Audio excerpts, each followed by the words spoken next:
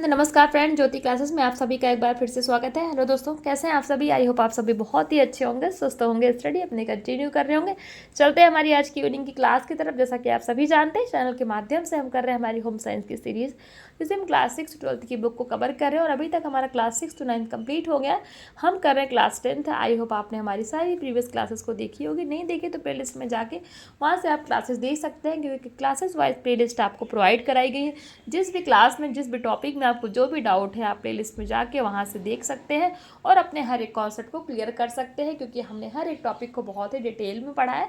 इतने डिटेल में पढ़ने का हमारा एक ही उद्देश्य है कि एक बार आप इस सीरीज़ को देखिए, समझिए, ताकि होम साइंस से रिलेटेड कोई भी डाउट आपके माइंड में ना रह जाए। चाहे आप किसी भी क्लास के लर्नर से, किसी कॉम्पिटिटिव एग्जाम की प्रिपरेशन कर रहे हैं या फिर किसी भी फील्ड में होम साइंस से अपना करियर देख रहे हैं, सभी के लिए सीरीज़ काफ़ी हेल्पफुल होने वाली है। तो प्लीज़, अगर चैनल पर फर्स्ट टाइम विजिट किया है तो चैनल को लाइक, शेयर और सब्सक्राइब अवश्य करिए, और साथ ही साथ अपनी राय भी हमें बताइए, क्योंकि आपकी हर एक राय हमारे लिए बहुत ही महत्वपूर्ण होती है। तो चलिए स्टार्ट करते हैं आज की क्लास। आज की क्लास में हम करेंगे फ्रेंड्स क्वेश्चन आंसर्स की प्रैक्टिस, और ये क्वेश्चन आंसर्स किससे रिलेटेड होने वाला है तो क्लास 10th का जो हमारा चैप्टर 21 हम कर रहे थे उससे रिलेटेड है। रोगी के स्पंज करना, गर्म सेक तथा बर्फ की टोपी का प्रयोग। हम जो टॉपिक पढ़ रहे थे वो हमारा कंप्लीट हो गया है प्रीवियस क्लास के माध्यम से, और उसी से रिलेटेड हम इस क्वेश्चन आंसर्स की प्रैक्टिस करेंगे। आई होप आपने हमारी प्रीवियस क्लास देखी होगी। प्रीवियस क्लास नहीं देखी है तो एक बार मैं आपको क्विक रिवीजन करा देती हूँ कि प्रीवियस क्लास में हमने क्या क्या था, क्योंकि आप सभी जानते हैं revision is the most important part of our study.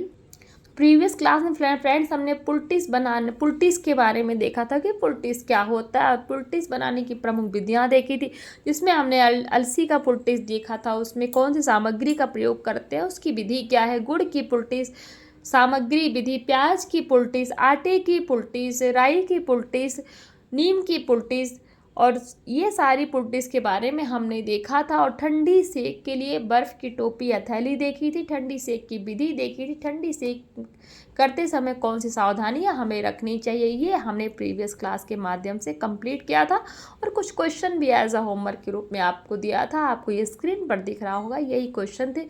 तो प्लीज़ बताइए किन किन ने ये क्वेश्चन को सॉल्व किया कमेंट के माध्यम से, क्योंकि हमने आपको बार बार बोला है कि क्वेश्चन सॉल्व करना बहुत ही इंपॉर्टेंट होता है। आप जितने अच्छे से अपना एनालिसिस आप खुद कर सकते हैं, वो कोई भी नहीं कर सकता।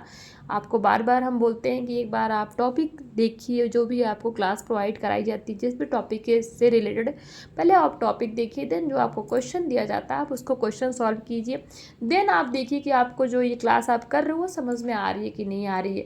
तो प्लीज़ अपना एनालिसिस पहले खुद कीजिए। जब आप अपने आप में भी कॉन्फिडेंस होना चाहिए ना कि हाँ, हम पढ़ रहे हैं तो बस एम ही थोड़ी पढ़ रहे हैं, मतलब पढ़ रहे हैं तो हमें चीज़ें समझ में भी आ रही है या नहीं, बस एम ही पढ़े जा रहे हैं।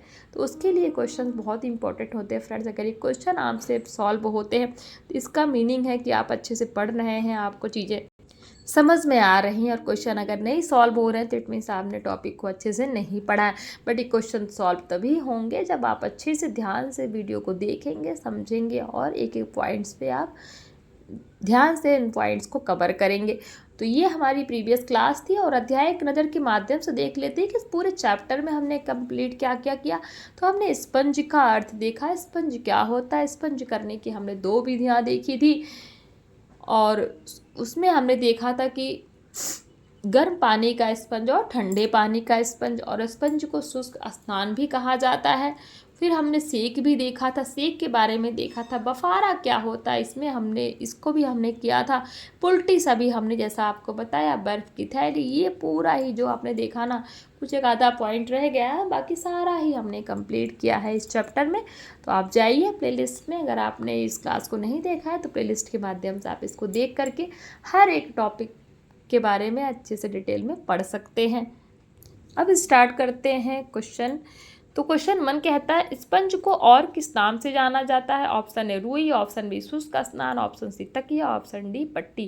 तो फ्रेंड्स, स्पंज को हम शुष्क स्नान भी कहते हैं, तो ऑप्शन बी इज हमारा राइट हो जाएगा। क्वेश्चन 2 क्या कहता है, रोगी को स्पंज किस स्थान पर करना चाहिए। ऑप्शन ए खुले स्थान पर, ऑप्शन डी बरामदे में, ऑप्शन सी बंद कमरे में, ऑप्शन डी इनमें से कोई नहीं। तो जब भी रोगी को स्पंज कराना है तो हमेशा बंद कमरे में कराना चाहिए। तो ऑप्शन सी इज हमारा राइट आंसर। क्वेश्चन 3 कहता है गर्म सेक किस अवस्था में दी जाती है। ऑप्शन ए तीव्र ज्वर में, ऑप्शन बी तीव्र दर्द में, ऑप्शन सी स्पंज करते समय, ऑप्शन डी इनमें से कोई नहीं। तो गर्म सेक किस अवस्था में दी जाती है, तीव्र दर्द में, यानी कि रोगी को अगर अत्यधिक पीड़ा हो रही तो उस स्थिति में गर्म सेक का प्रयोग किया जाता है। क्वेश्चन 4 क्या कहता है गर्म पानी की बोतल का प्रयोग किया जाता है। ऑप्शन ए गर्म तर सेक में, ऑप्शन बी गर्म शुष्क सेक में, ऑप्शन सी गर्म गीली सेक में, ऑप्शन डी इनमें से कोई नहीं। तो गर्म पानी की बोतल का प्रयोग किया जाता है गर्म शुष्क सेक में, ऑप्शन बी इज हमारा राइट आंसर। क्वेश्चन 5 कहता है बफारा देने का उद्देश्य क्या है, कि हम बफारा है जिसको हम भाप बोलते हैं वो क्यों देते हैं। तो ऑप्शन ए नजले जुकाम और गले को साफ करना, ऑप्शन बी सिर के दर्द को कम करना, ऑप्शन सी ए और बी दोनों, तो ऑप्शन डी हमारा उपरोक्त सभी। तो आंसर हो जाएगा नजले जुकाम और गले को साफ करना, यानी कि जुकाम हुआ है, किसी को गले में दर्द है तो उस स्थिति में बफारा दिया जाता है। क्वेश्चन ऑप्शन ए इज हमारा राइट आंसर। क्वेश्चन 7 कहता है पुलटिस लगाने से क्या लाभ होता है। 2018, 13, 11 में क्वेश्चन पूछा गया है। ऑप्शन ए दर्द को कम करती है, ऑप्शन बी सूजन बढ़ाती है, ऑप्शन सी ठंडक बढ़ाती है, ऑप्शन डी इनमें से कोई नहीं। तो पुलटिस लगाने से क्या लाभ प्राप्त होता है फ्रेंड्स, दर्द को कम करती है। ऑप्शन ए इज हमारा राइट आंसर। क्वेश्चन 8 कहता है रोगाणु नाशक पुलटिस होती है। कौन सी ऐसी पुलटिस, हमने कई तरह की पुलटिस के बारे में पढ़ा था ना, तो कौन सी ऐसी पुलटिस है जो रोगाणु नाशक होती है। ऑप्शन ए सरसों की, ऑप्शन बी भूसी की, ऑप्शन सी नीम के पत्तों की, ऑप्शन डी ये सभी तो नाम से ही पता है, आप नीम को तो जानते ही हैं कितना लाभकारी होता है। तो ऑप्शन सी हमारा नीम के पत्तों की, यानी कि जो नीम के पत्तों की पुलटिस बनाई जाती है वह रोगाणु नाशक पुलटिस होती है। क्वेश्चन 9 क्या कहता है आंतरिक तरह रक्तस्राव में रोगी को कौन सी सेक देते हैं। ऑप्शन ए ठंडी सेक, ऑप्शन बी गर्म सेक, ऑप्शन सी नमक के पानी से सेक, ऑप्शन डी ये सभी। तो फ्रेंड्स आंतरिक रक्तस्राव में रोगी को कौन सी सेक देते हैं, तो ऑप्शन ए ठंडी सेक प्रदान कराते हैं।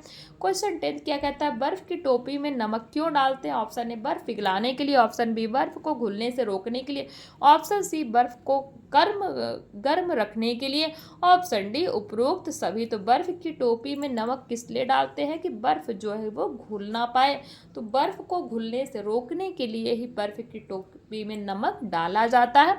तो इसके साथ ही हमारा ऑप्शन बी इज हमारा राइट आंसर हो जाएगा। क्वेश्चन 11 क्या कहता है बर्फ की टोपी का प्रयोग कब होता है। ऑप्शन ए तीव्र ज्वर में, ऑप्शन बी ठंड लगने पर, ऑप्शन सी हड्डी टूटने पर, ऑप्शन डी ये सभी। तो बर्फ की टोपी का प्रयोग कब करते हैं, तो तीव्र ज्वर में, यानी कि अगर किसी को तेज बुखार आया है तो उस परिस्थिति में बर्फ की टोपी का सेक कराया जाता है। कितनी बार क्वेश्चन पूछा गया है, तो आप इसको स्टाफ मार्क कर सकते हैं। ये हो गया हमारा बहुविकल्पी। अति लघु उत्तरी क्या कहता है स्पंज कराने का क्या लाभ है। वही सेम क्वेश्चन रिपीट करके। तो सामान्य रूप से स्पंज द्वारा शरीर की सफाई की जाती है।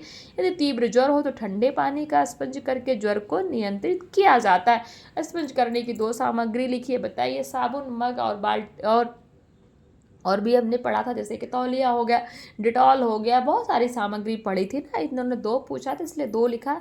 जितना भी आप पूछे आप उसको लिख सकते हैं। क्वेश्चन 3 कहता है गर्म सेक क्या है, इसकी उपयोगिता लिखिए। तो शरीर के किसी रोगग्रस्त भाग या अंग के अतिरिक्त ताप या उष्मा पहुंचाने को गर्म सेक कहते हैं। श्वसन तंत्र से बलगम को निकालने, दर्द कम करने, फोड़ा फुंसी को पकाने तथा उनके मवाद निकालने के लिए गर्म सेक की आवश्यकता पड़ती है। क्वेश्चन 4 गर्म तर सेक किन अंगों के लिए की जाती है। गर्म तर सेक आंख तथा सूजन के लिए की जाती है। क्वेश्चन 5 तो बफारा देने का क्या लाभ है। बफारा नजले जुकाम और गले को साफ करने में लाभप्रद होता है। क्वेश्चन 6 कहता है पुलटिस के 2 प्रकार लिखिए। तो आप लिख सकते हैं अलसी की पुलटिस व गुड़ की पुलटिस। नीम की भी पुलटिस हमने देखी थी, अजवाइन की भी, बहुत तरह की पुलटिस देखी थी। जितना आपसे क्वेश्चन में पूछा जाए एग्जाम में आप उतना लिख सकते हैं। क्वेश्चन 8 कहता है किन दशाओं में ठंडी सेक की आवश्यकता होती है। तो बर्फ की थैली का प्रयोग कब और क्यों किया जाता है, दोनों में से कोई भी। तो आंसर हो जाएगा तेज ज्वर को कम करने के लिए, शरीर से होने वाले रक्तस्राव को रोकने के लिए तथा सूजन एवं दर्द को कम करने के लिए ठंडी सेक की आवश्यकता पड़ती है। क्वेश्चन 9, बर्फ की टोपी का प्रयोग कब और कैसे किया जाता है, आप लिख सकते हैं। क्वेश्चन 10 कहता है ठंडे और गर्म सेक में अंतर लिखिए। ठंडे सेक में बर्फ की टोपी या थैली तथा गर्म सेक में गर्म पानी की बोतल से सेक दी जाती है। तो ये हो गया हमारा अति लघु उत्तरीय प्रश्न। लघु उत्तरीय देख लीजिए, ठंडे पानी का स्पंज कराने की विधि बताइए, वही सेम चीज है। क्वेश्चन 2 है स्पंज कराते समय ध्यान में रखी जाने वाली सावधानियों को लिखिए। लिख सकते हैं आप, इसका स्क्रीनशॉट ले सकते हैं अपनी सुविधा के लिए, बट मैं आपसे कहूँगी कि आप खुद ही क्वेश्चन को सॉल्व करने का प्रयास किया करिए। रोगी को गर्म और ठंडी सेक देने की विधियों का वर्णन कीजिए अथवा सेक से क्या तात्पर्य, इनकी विधियों के बारे में बताइए। अथवा गर्म सेक की विधियाँ लिखिए, अथवा गर्म सेक के प्रकार तथा गर्म सेक देने की विधि लिखिए। इतने टाइप के क्वेश्चन हैं, आप कुछ भी लिख सकते हैं। और क्वेश्चन 4 क्या कहता है, शुष्क सेक के लिए गर्म पानी की बोतल के प्रयोग का वर्णन कीजिए। क्वेश्चन 5 भफारा कब, कैसे एवं क्यों लेना चाहिए, इससे किस प्रकार के रोगी को आराम मिलता है। तो आप लिख सकते हैं। क्वेश्चन 6 है पोल्टिस किस काम आती है अथवा अलसी की पोल्टिस कैसे बनाई जाती है, अथवा ये भी पूछ सकता है क्वेश्चन में, बुक में नहीं लिखा है, कि विभिन्न प्रकार की पोल्टिसों का वर्णन कीजिए कि कौन सी पोल्टिस किस रोग में बनाई जाती है, जो हमने पढ़ी है अपने सिलेबस के अंतर्गत। तो इसी के साथ हमारा ये चैप्टर कंप्लीट होता है विद क्वेश्चन आंसर। और आज की क्लास को भी फ्रेंड्स हम यहीं तक रखेंगे। आई होप जितने भी क्वेश्चन आंसर्स हमने किए हैं वो आपको समझ में आए होंगे। फिर भी कहीं कोई डाउट रह जाता है तो कमेंट करके पूछिए, आपके हर एक डाउट लेने का पूरा प्रयास किया जाएगा। और नेक्स्ट क्लास में एक नए टॉपिक के साथ आपसे मुलाकात करते हैं। तब तक के लिए जय हिंद, नमस्कार। हंसते रहिए, मुस्कुराते रहिए, एक दूसरे की हेल्प करते रहिए। और कोई भी डाउट है तो कमेंट के माध्यम से अवश्य पूछिए। धन्यवाद।